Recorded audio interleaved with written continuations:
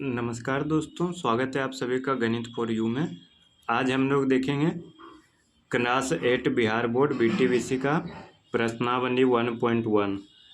तो 1.1 से स्टार्ट कर रहे हैं। आपको पूरे बुक का सॉल्यूशन हमारे चैनल पर मिल जाएगा।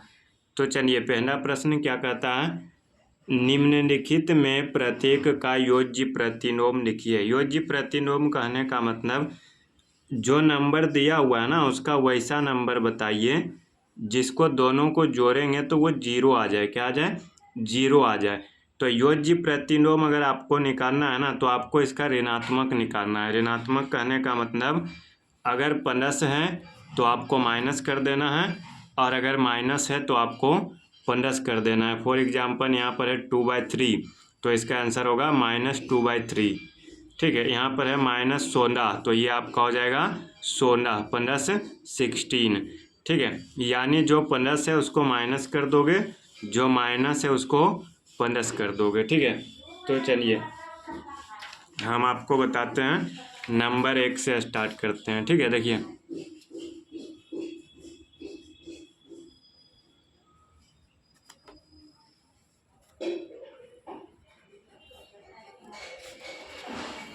एक में आपका है, एक का एक में 2/3। तो देखिए ये प्लस है तो ये आपका हो जाएगा -2/3। चलिए दूसरा देखते हैं 25/9। 25/9, तो देखिए ये भी प्लस है तो ये आपका हो जाएगा -25/9। ठीक है, चलिए इसी तरह से अब हम लोग तीसरा प्रश्न देखेंगे, -16। तो देखिए इस बार माइनस क्वेश्चन में ये, तो ये आपका हो जाएगा +16। आप एक चीज़ ध्यान रखना कि माइनस का प्लस होता है लेकिन प्लस लिखते नहीं है, प्लस छिपा हुआ रहता है। फॉर एग्जांपल देखिए इन दोनों संख्या में भी प्लस था लेकिन लिखा नहीं गया था। चौथा देख लेते हैं, -15/8। तो देखिए ये माइनस आपका है तो ये आपका हो जाएगा +15/8। तो ये 4 हो गया। अब पाँचवा इधर से देख लेते हैं। देखिए पाँचवा में जीरो है, जीरो का प्लस माइनस से कोई फर्क नहीं पड़ता है। जीरो का योज्य प्रतिलोम या गुणात्मक विलोम सब कुछ जीरो होता है। क्या होता है? जीरो होता है। चलिए अब 6 में देख लेते हैं, -5/-7। ठीक है, -5/-7। तो देखिए माइनस से माइनस कट गया तो ये बचा 5/7। 5/7 प्लस बचा है। ठीक है, तो ये आपका हो जाएगा -5/7। आगे देखते हैं 7th नंबर में 13/-5। एक चीज़ आपको ध्यान रखना चाहिए, माइनस नीचे रहे या ऊपर वो संख्या पूरा ऋणात्मक होता है, और ये ऊपर ही चला जाता है। तो ये ऋणात्मक है, माइनस है, तो इसका प्लस हो जाएगा 13/5। 13/5। चलिए और फर्स्ट का लास्ट क्वेश्चन है 8 नंबर, -2/15। तो -2/15 का हो जाएगा +2/15। लेकिन उसी तरह से प्लस हम आपको लिखते नहीं हैं, प्लस आपका हमेशा किसी भी नंबर में छिपा हुआ होता है। तो इस प्रकार से देख लीजिए, ये आपका प्रश्न हो चुका है। ये आपका प्रश्न 1.1 का 1 नंबर हो गया, आपके सामने है, चाहो तो आप लिख सकते हो। ठीक है, तो चलिए एक हो गया ना। अब हम लोग दूसरा देखेंगे, निम्नलिखित सारणी के खाली स्थान को भरिए। खाली स्थान को भरिए तो कैसे भरोगे?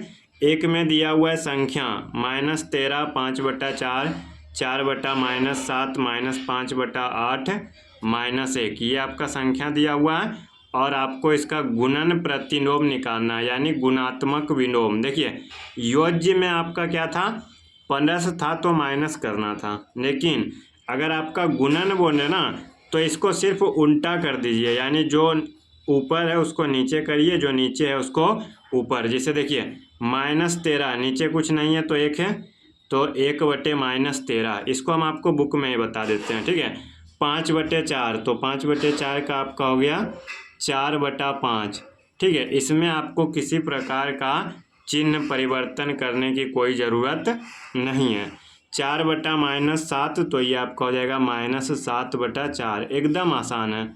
सिर्फ उल्टा कर दो, एकदम आसान है, ठीक है। सिर्फ उल्टा कर दो, ऊपर वाले को नीचे लिख दो, नीचे वाले को ऊपर लिख दो, ठीक है। ये आपका -5/-8, तो ये आपका हो जाएगा -8/-5, और ये आपका -1, तो ये आपका हो जाएगा 1/-1, ठीक है ना। देखिए जिसके नीचे में कुछ नहीं होता है ना, तो वहाँ पे एक छिपा हुआ रहता है। सभी का हर में क्यू में आपका एक छिपा हुआ होता है, ठीक है। तो चलिए अब हम लोग देखेंगे प्रश्न संख्या 3 को। प्रश्न संख्या 3 में आपका क्या कह रहा है, उचित गुणधर्मों के उपयोग से निम्नलिखित का मान ज्ञात कीजिए। निम्नलिखित का मान ज्ञात करना है। तो चलिए इसको ऊपर कर लेते हैं और हम अपने क्वेश्चन को लिख लेते हैं यहाँ पे, ठीक है।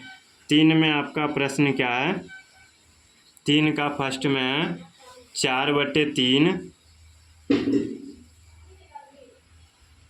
प्लस 3/5 प्लस -2/3 प्लस -11/5, ठीक है। तो देखिए ये आपका भिन्न का जोड़ है, लेकिन क्या बोला गया है कि कुछ नियम का पालन करते हुए इसको बनाना है। तो नियम का पालन देखिए आप इसमें ये करो, जिसका हर समान है उसको एक साथ कर दीजिए, यानी इसमें 3 है, इसमें 3 है, तो इन दोनों को एक साथ कर देंगे।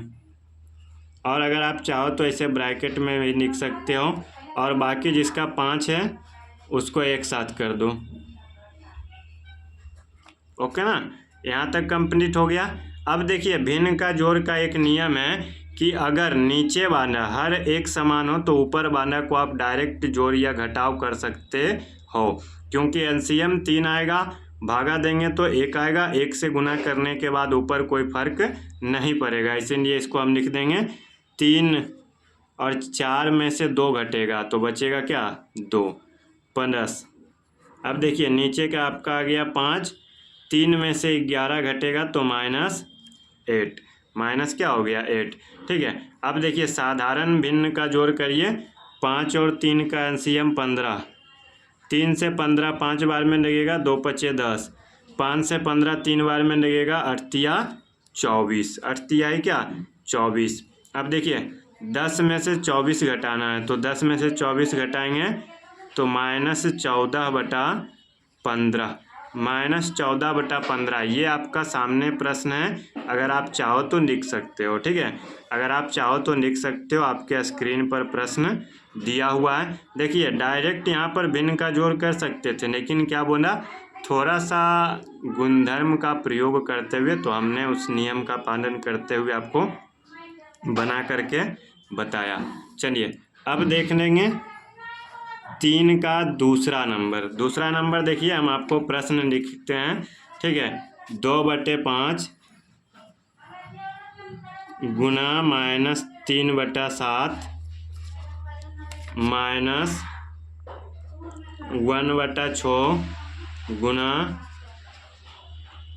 3/2 प्लस 1/14 गुना 2/5।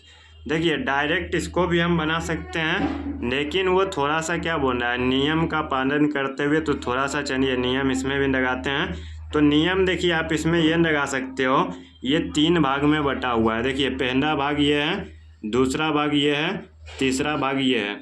आप अगर देखो तो 2/5 इसमें, 2/5 इसमें है, तो 2/5 कॉमन ले लो, तो इसमें बचेगा -3/7, और यहाँ पर क्या बचेगा प्लस 1/14, और ये जो बचता है इसको लिख दीजिए, ठीक है। इसको अगर आप चाहो तो काट सकते हो, 3 दूनी 6, ठीक है, 3 दूनी 6। अब देखिए इसका एलसीएम निकालेंगे 2/5, 7 और 14 का एलसीएम 14, तो 3 दूनी 6 प्लस 1 माइनस यहाँ 1 गुना 1 1 और 2 बचा, ठीक है, 2 बचा ना। अब देखिए 2/5 गुना 6 में से 1 घटेगा 5, लेकिन साइन माइनस का बड़ा है, तो -5/14 माइनस 1/2, ओके ना। अब देखिए 5 से 5 कट गया, और 2 से 7 बार में कट गया, 2×7 = 14, तो बचा क्या माइनस, ऊपर कुछ नहीं बचा है तो 1 और नीचे 7 माइनस 1/2। ओके ना। अब देखिए क्या करेंगे, इसका एलसीएम निकालेंगे। 7 2 का 14। अब देखिए 7 से अगर 14 में डिवाइड करेंगे तो 2 आएगा, तो 1 गुना 2 2। 2 से 14 में करेंगे तो 7 आएगा, तो 1 गुना 7 7। अब देखिए माइनस और माइनस अगर 2 अंक रहे ना तो इसको प्लस कर देते हैं। 7 2 9, लेकिन साइन माइनस का होता है, तो -9/14 -9/14। तो देखिए आपका प्रश्न आपके सामने है, अगर आप चाहो तो इसको लिख सकते हो। देख लीजिए आपके सामने है 3 का दूसरा प्रश्न। तो हमने आपको इस वीडियो में 1.1 का 1 2 और 3 बता दिया। आपको हमारी ये वीडियो कैसी लगी कमेंट करके बताइएगा। नेक्स्ट पार्ट में आपको 4 नंबर से बताएंगे। 10 मिनट का लगभग कंप्लीट ये वीडियो हुआ है। चलिए मिलेंगे नेक्स्ट वीडियो में। अभी के लिए बस इतना ही। धन्यवाद। जय हिंद।